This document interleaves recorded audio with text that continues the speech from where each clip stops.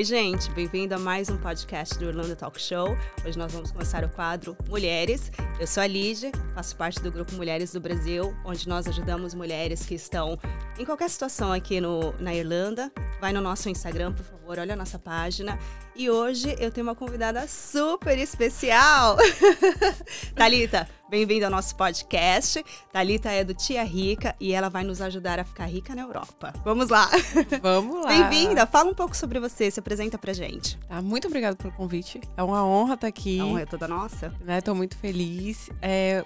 Um pouco do que nasceu a Tia Rica, um pouco sobre mim. Sim, se deixar aqui eu falo, sou faladeira. Não tem problema, se apresenta e nos deixa rica, tá tudo certo. Tá, bom, meu nome é Thalita, eu sou fundadora da Tia Rica, né? E assim, a Tia Rica nasceu justamente para trazer a educação financeira para brasileiros, né? Tanto homens quanto mulheres, de forma geral, para as pessoas que estão aqui na Europa. Só que assim, vocês me veem hoje falando sobre educação financeira, nem sempre... Eu não tive educação financeira, na verdade. Eu sempre fui muito poupadeira, eu sempre fui muito muquirana, digamos assim. Então, assim, contando um pouquinho da minha história, dentro de casa eu não tive educação financeira, né? E aí o meu pai sempre muito gastador e minha mãe muito muquirana. Muito muquiraninha. E eu cresci num ambiente que minha mãe falava assim, você precisa poupar. Você precisa poupar. Então, desde novinha, eu sempre pensei em guardar dinheiro, mas eu não sabia o que fazer com aquele dinheiro. E eu era uma gastadeira que usava, uma poupadeira que usava cartão de crédito. Então, você sabe que dá em pouquinho, no final do mês, você tem aquele montante. Sim. Desculpa. E aí, eu não sabia muito o que fazer com dinheiro, né? Poupava. Veio o intercâmbio, eu tinha um dinheirinho que era uma reserva de emergência. Hoje eu sei que era uma reserva, misturado com objetivos. Então, assim, era um tudão. Era um dinheiro que era um tudão. E aí, vindo pra cá, peguei esse dinheiro, né? E fiz o intercâmbio. E aí, chegando aqui, até então, eu não conhecia educação financeira. Isso foi em 2017.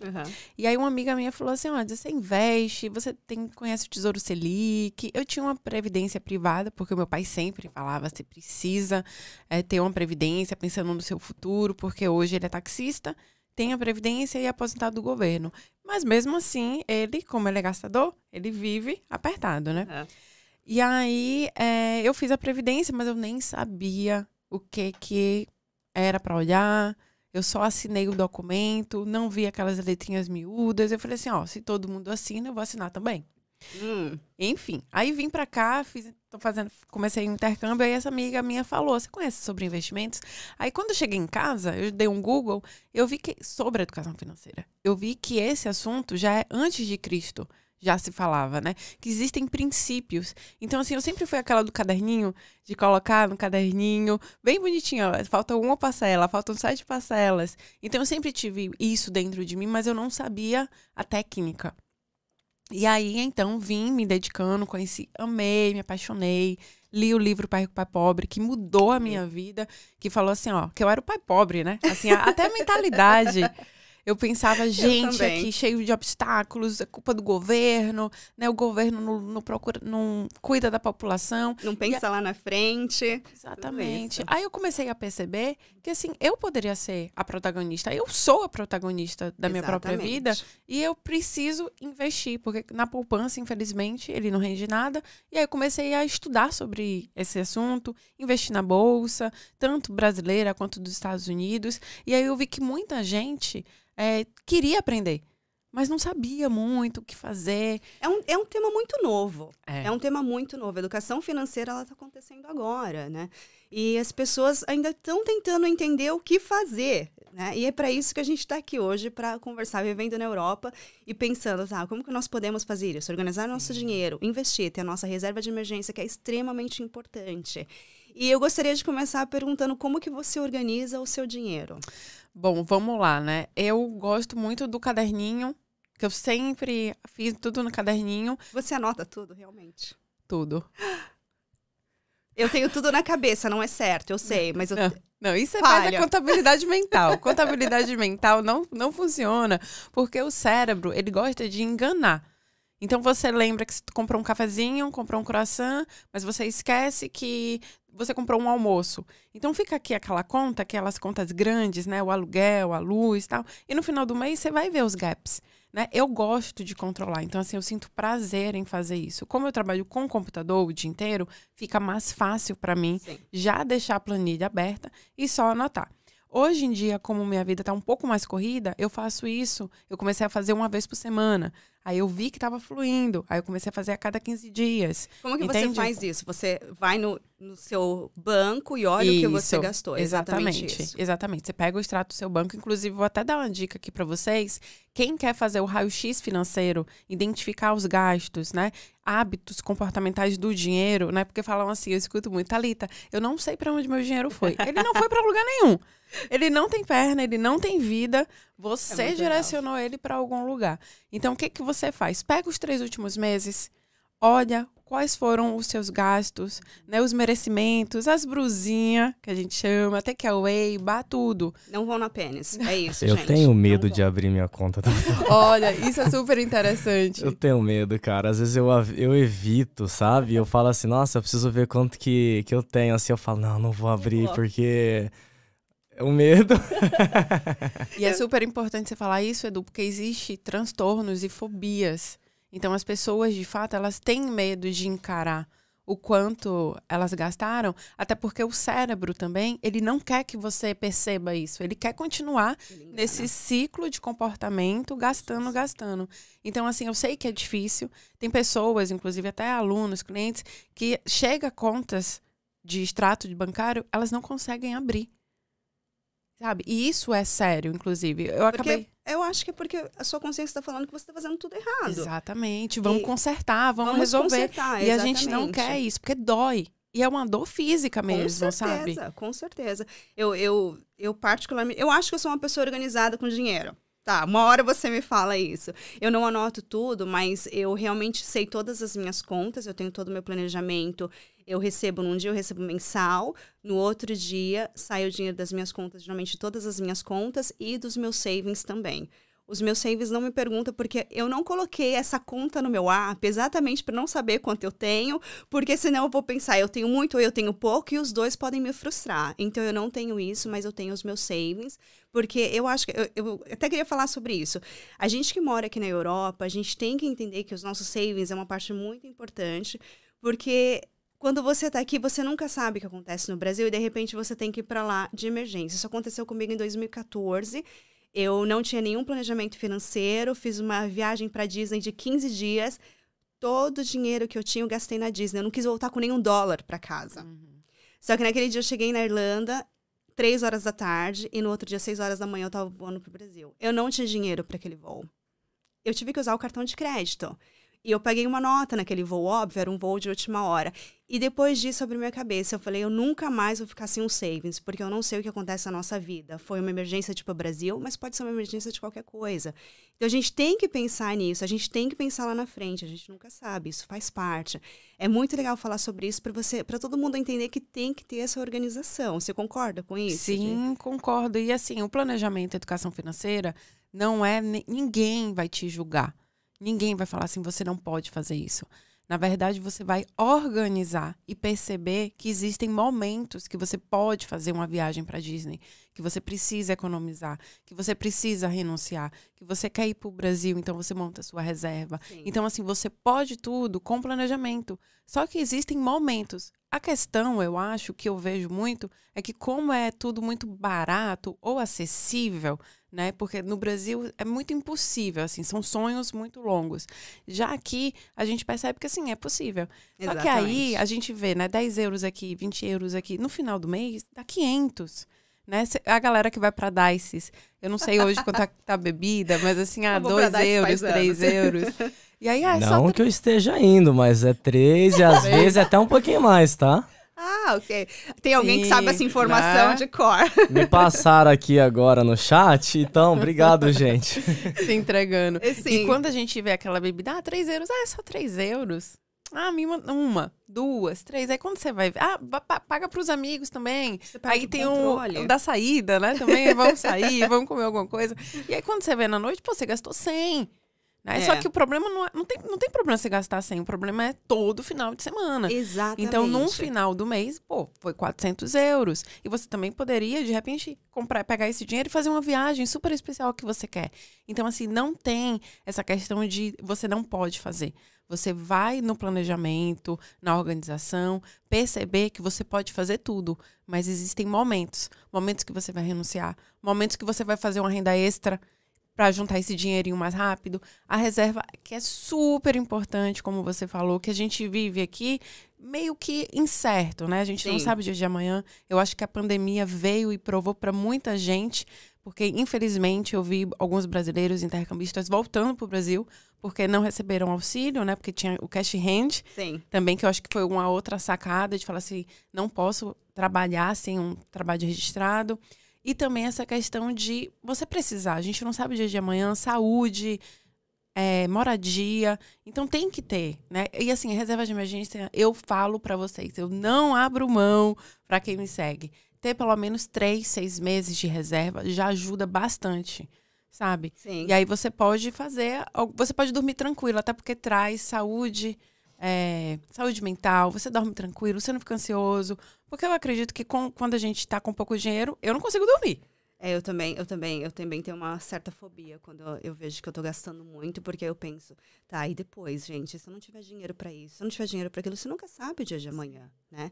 E falando sobre isso, como você organiza o seu dinheiro, como você separa o seu dinheiro para você pagar as contas, óbvio, todo mundo tem que pagar as contas, como você reserva, você tira uma parte para investir, você tira uma parte para sua reserva de emergência. Conta pra gente como que você faz tudo isso, porque esse eu vou anotar para copiar e começar a fazer. Pronto, vamos lá.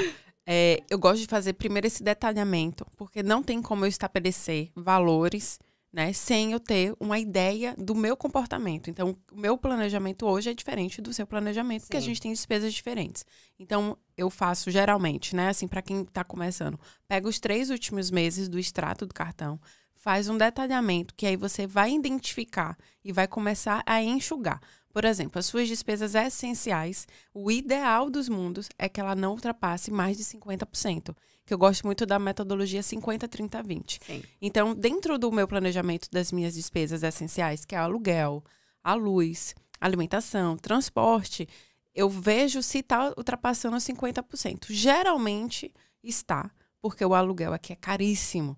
Então, a gente faz algumas amarras, né? Já que muitas vezes a gente não abre mão de morar sozinho, quer um cantinho pra gente, ou um quarto single, que eu super entendo. Então, nesse caso, a gente reduz um pouco as despesas não essenciais. Então, a gente vai fazer algumas compensações. Então, eu faço esse raio-x desses 3 últimos meses. O meu levantamento das despesas essenciais, o ideal é que não supere 50%. As despesas não essenciais, que elas estejam em torno de 20%, porque eu já pego os outros 30% e eu gosto de investir. Como eu quero alcançar minha liberdade financeira mais rápido, eu priorizo investir. Então, hoje eu abro mão dos meus prazeres imediatos, que é uma roupa que eu já tenho, roupa que tem no orçamento, tá, gente? Então, vocês vão ter no orçamento. Roupa, takeaway, eu gosto muito de fazer comida em casa, tem a saidinha com as amigas, tem a viagem. Então, isso está em torno de 20%. E aí, 30% do investimento. Outro ponto super importante, não espere o final do mês ou a sobra para você investir. O que sobrou, que eu escuto muito, sobrou 200 euros. Não. A sobra não é investimento. A sobra, de repente, é para você gastar ou para você colocar para algum objetivo. Investimento já tem que estar no seu planejamento. Se possível, a primeira parte. Porque você está investindo você pensando no futuro. Sim. Porque geralmente, sobrou um valorzinho. Ou as pessoas gastam. Nossa, tem 200 euros na minha conta, vamos gastar? Ou as pessoas falam assim, olha, sobrou, vou economizar. Erro gravíssimo. A gente não vai esperar a sobra. Esse valor de 30%, 20%, dependendo do orçamento de vocês, já vai estar no planejamento. Entendeu? Entendi. Eu acho que isso é muito importante, porque as nossas despesas fixas, a gente sempre tem uma noção de quanto é. Você sabe mais ou menos quanto é a sua conta de luz, seu aluguel, óbvio, e quanto você gasta no mercado. Eu acho que a gente tem uma noção de tudo isso, então fica mais fácil. O lazer, eu acho que é uma coisa que é bem difícil o planejamento, especialmente agora que a gente está entrando no verão, então todo mundo quer se divertir todos os dias, beber se quiser, ou o que você quiser fazer. E eu acho que isso que é a minha maior dificuldade. Porque alguém me chama, vamos fazer alguma coisa? É verão, ontem tava maravilhosa aqui. Eu falei, ai meu Deus, queria fazer alguma coisa, sabe? Tipo, então essa pra mim é a parte mais difícil. E investir, eu acho que eu faço os dois. Eu tenho realmente uma meta de investimento por mês. E se sobrou alguma coisa que eu acho que é um bom dinheiro, se tem algo que eu acho que pode ser investido, eu invisto, né? Eu não sei como você investe o seu dinheiro e eu gostaria de saber sobre isso. Se você investe no Brasil, você investe na Europa também, se você investe em criptomoedas. Fala um pouco pra gente disso, porque investimento já é um outro ponto que a gente tem muita curiosidade e eu acho que a gente também tem que ter muito cuidado na hora de investir.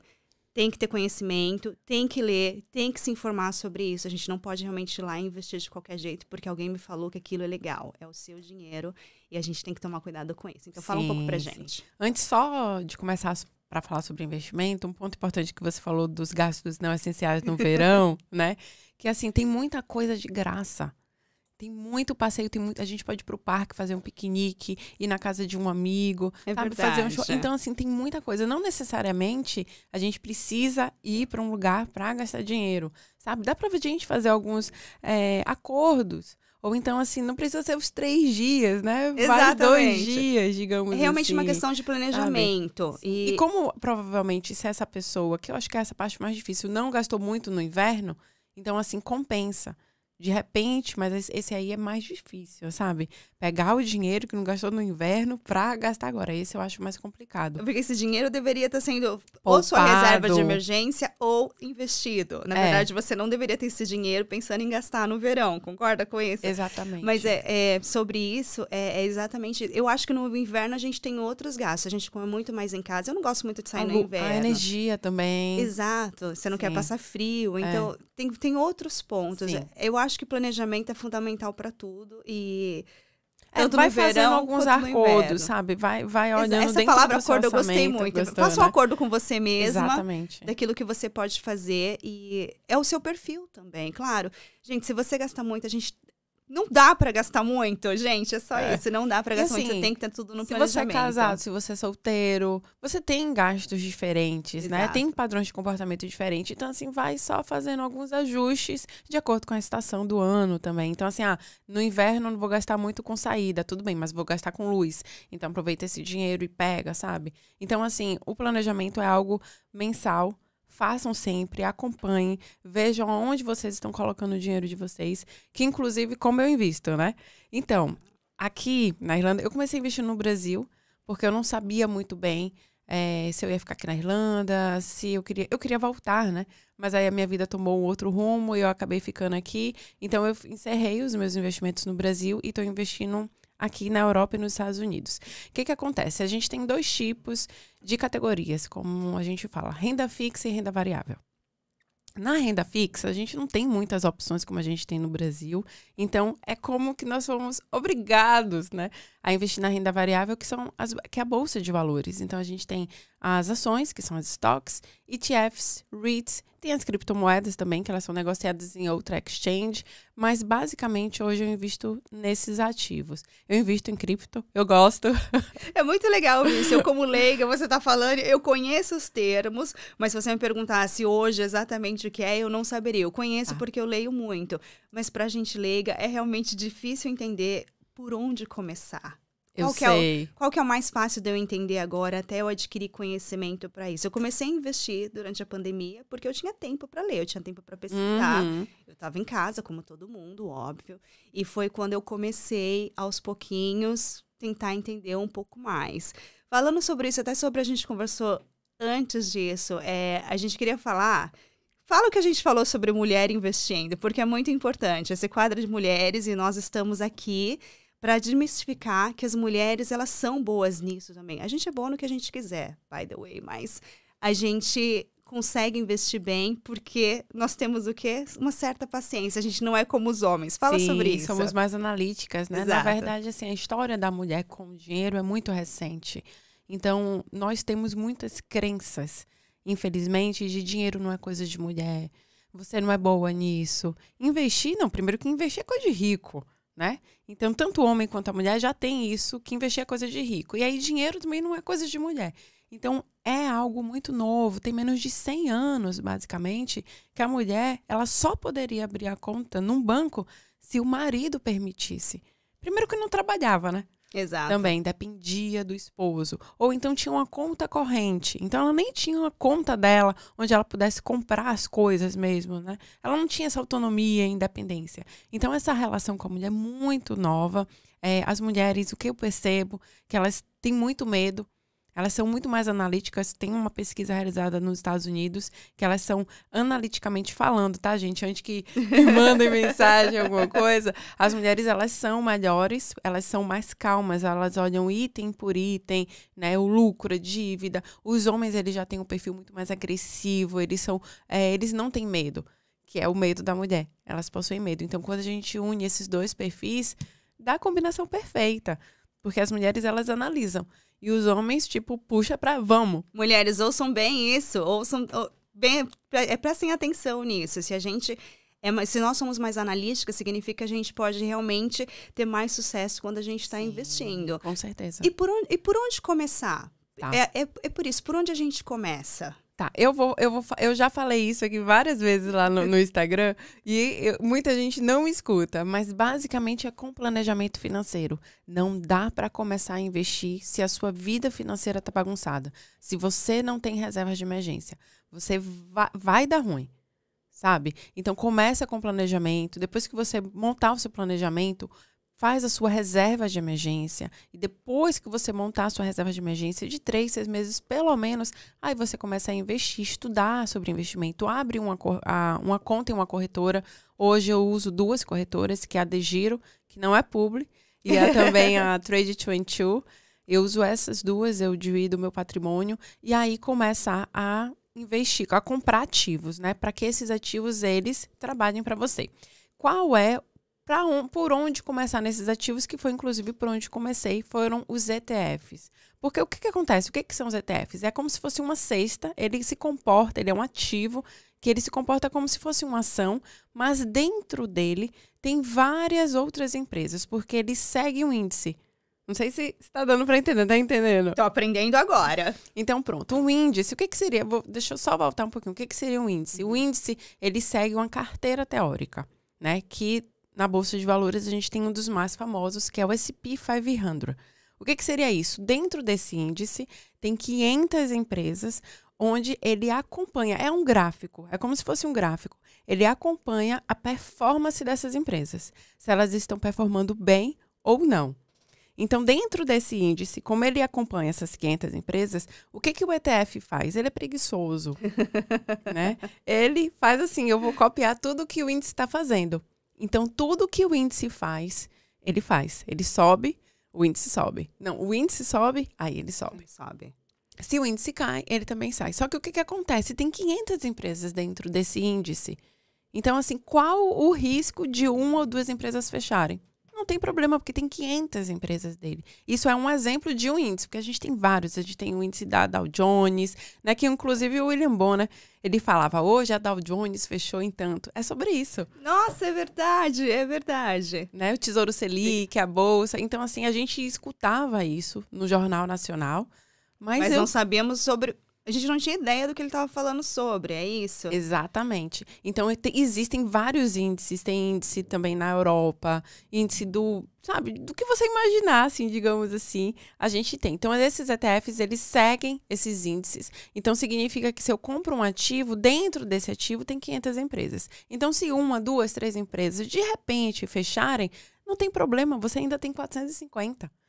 Entende? Então, é uma forma segura de investimento. É mais segura, mas envolve riscos também, a renda variável. Então, não significa que o seu dinheiro ele vai ter aquela rentabilidade. A Bolsa de Valores ela é muito comportamental. Teve uma questão de uma crise, a gente está vivendo uma crise econômica, uma guerra. Então, todos esses fatores vão impactar. Então, sempre quando eu falo de Bolsa de Valores, a gente tem que pensar a longo prazo.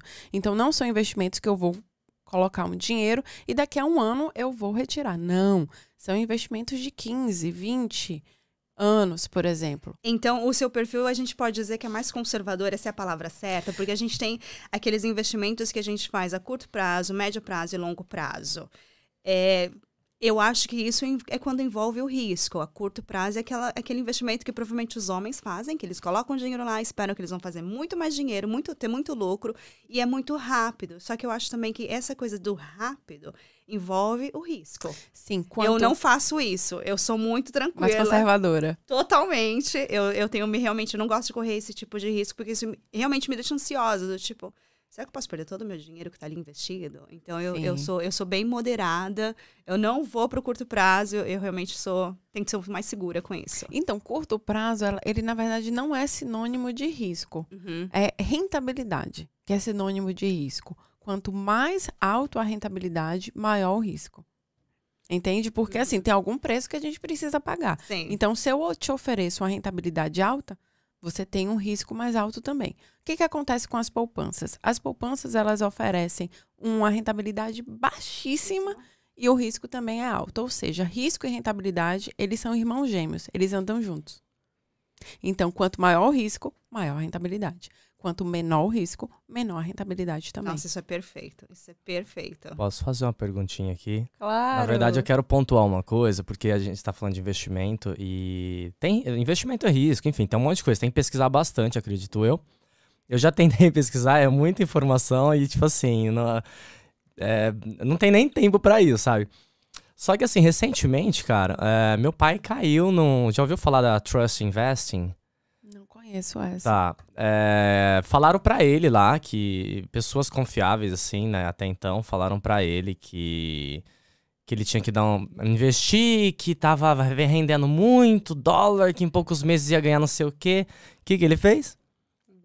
Botou lá, cara, 7 mil reais de uma vez. E aí, o que acontece? Essa empresa, que acho que tem sede na Espanha, eles não deixam a pessoa sacar de volta. Então, tipo assim, se ferrou. Aí eu queria que você, na verdade, então, tipo, falasse um pouco disso e passasse um recado até pra galera que tá em casa, assim, tipo, tomar cuidado, sabe? Pra não cair, porque muito vai ser golpe, né, Liz? Com certeza, com certeza.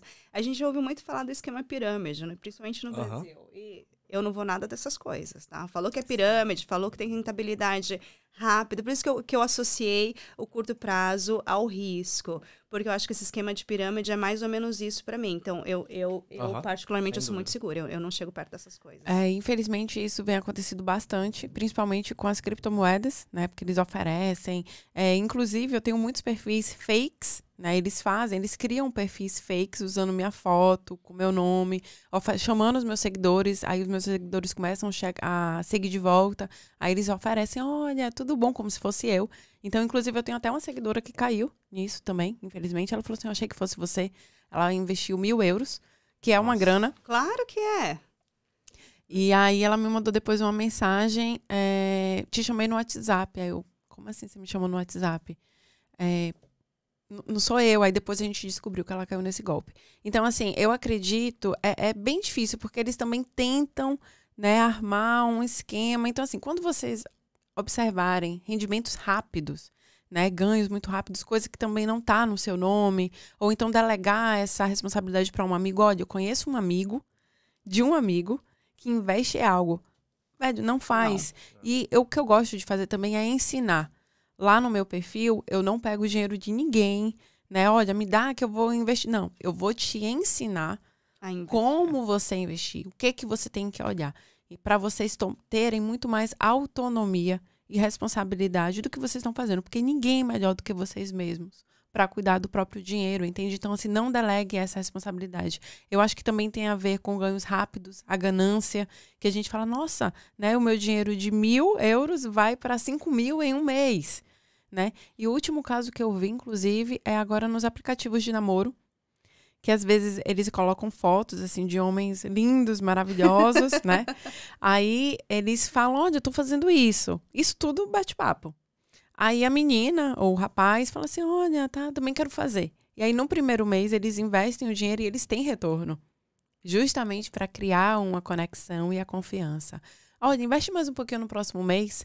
Aí no próximo mês a pessoa vai investir mais. Aí eles retornam também. Eles são muito inteligentes. Tem mulher também nesses perfis, tá? É, né? É. Tem, né? E aí depois, acho que depois de um certo Não tempo... que eu esteja nesses aplicativos. Alguém entregou. Não que eu esteja. Tá bom, Edu, fala pra Alguém se entregou aqui, né? Já aconteceu com você, Edu? O quê? De alguém te chamar no bate-papo do... Olha, invisto, quer investir também? Eu te ensino, eu te ajudo. Tem muita gente, tem muita mulher assim. Normalmente elas são perfis de asiáticas. Lindíssimas também. Aí elas falam, tô passando um tempo aí na Irlanda que eu vim investir, vim pra uma conferência, não sei o quê. E aí no final você já sabe o que é. Sim. Não caiam nessa. Sim. Aí quando a pessoa cria a confiança, bota muito dinheiro e essas pessoas somem. Então, assim, isso é real. Eu sempre penso nisso, sabe, gente? Tudo que é muito fácil, Exatamente. Desconfiem. É simples assim, desconfiem. Me desculpa falar, mas se você tá num site, tem um homem lindíssimo te oferecendo pra fazer alguma coisa com dinheiro, caia fora, sabe? Sim. E se tem esse esquema pirâmide no Brasil que te dá uma rentabilidade muito rápida, também mas eu prestem acho atenção nisso. Que a gente começa também a observar o perfil que normalmente são as mulheres que caem por uma questão emocional. Exato. Por uma questão de carência, de falar assim, nossa, agora esse homem maravilhoso, né, quer ficar comigo. E quando você compartilha isso, amiga, você tá com inveja. Né? Então, assim, elas realmente se envolvem emocionalmente por questões internas que a gente precisa investigar, né, para falar sobre isso, de falar assim, olha, cuidado, porque o que vem fácil, né, que é exatamente, por isso que eu falo, investimentos são longuíssimo prazo, então não espere investir na bolsa e daqui a um ano você ter retorno, não vai ter. Eu acho que nesse caso a gente pode entrar no que a gente fala de criptomoedas, porque durante a pandemia aconteceu de muita gente enriquecer do dia para a noite, porque investiu em criptomoedas e a gente estava muito volátil com tudo isso. E eu acho que muita gente também perdeu muito dinheiro. E depois que passou esse tempo de pandemia, quando a gente viu que a bolsa ela estava certamente estabilizada, muita gente perdeu muito dinheiro nisso também. Durante a pandemia, como eu te falei, quando eu comecei a investir, foi quando eu realmente fiz um pouco de dinheiro, porque essa volatilidade estava alta e baixa, eu conseguia estudar e entrar em algumas altas e tal. Mas hoje em dia a gente não tem mais. Depois que a pandemia passou, eu não sei se você estava acompanhando isso na pandemia, provavelmente você estava. E eu acho que hoje a gente não tem mais essa volatilidade. E as pessoas continuam vendendo o sonho de que se você comprar uma certa moeda ou investir de uma certa forma, você pode realmente fazer muito dinheiro do dia para a noite. Isso pode acontecer? Eu acho que pode, mas qual a probabilidade disso acontecer com você? Eu acho que todo mundo, ele fica esperando muita grande tacada. E esquece de fazer o feijão com arroz. Exatamente. Falou tudo. Então, tem muita gente que acaba gastando muito tempo e energia investindo o que não tem, às vezes, esperando que a próxima moeda, de repente, é a que vai dar certo. E aí se frustra. Então, não faz isso, sabe? Não faz esse perfil. Continua trabalhando, pega a sua renda ativa, que é aquela que depende de você, para transformar em renda passiva. Então, quando você investe, pensando no futuro, que é o que a gente faz, é o buy and hold.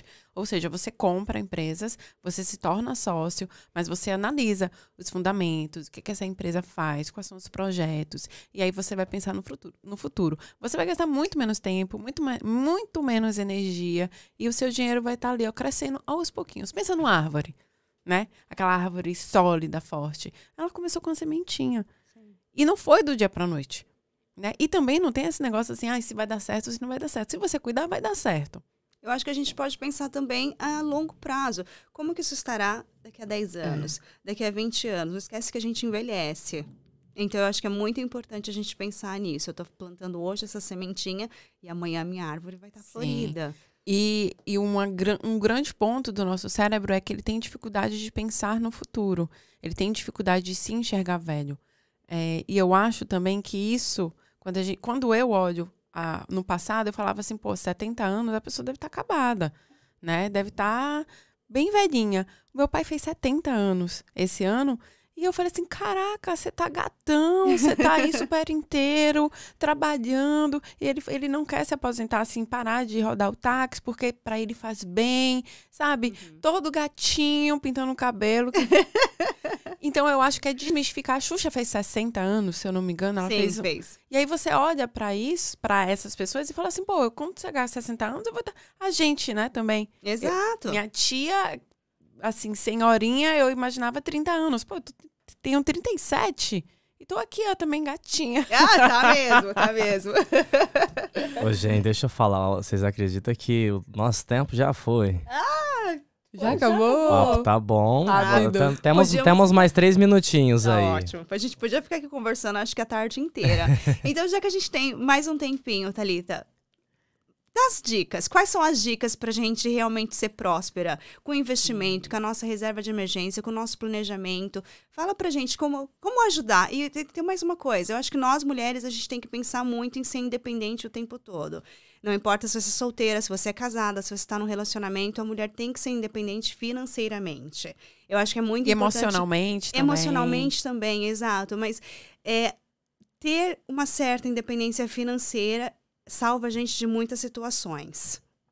Então, fala pra gente como nós podemos ter todo esse planejamento e ter realmente um planejamento financeiro, uma saúde financeira que nos proporciona uma certa tranquilidade. Eu acho que tudo começa muito na mente, né? A forma como a gente pensa.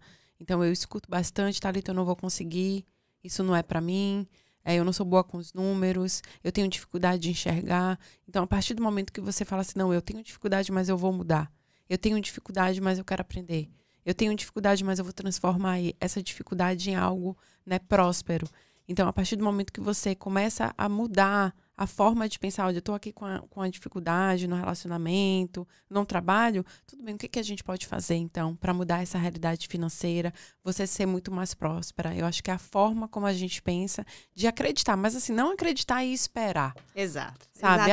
Eu vou aqui esperar que vai acontecer alguma coisa. Não, né? Se você não está feliz, por exemplo, com o seu trabalho hoje, tudo bem, o que você pode fazer hoje para ganhar mais lá na frente? Então, é a forma, antes de investir, antes de montar planejamento, identificar as suas crenças, ver como é que foi a sua infância, os seus pais, quem é o gastador, quem não é. Se é uma família que tem muitas também, como é que eu falo? Muitas limitações, né? E aí você traz isso para a vida adulta. Não, porque eu não tinha na minha infância, agora eu preciso ter, sabe? Então, assim, o primeiro passo, a base, é entender o funcionamento, como você funciona internamente, qual a sua relação com o dinheiro.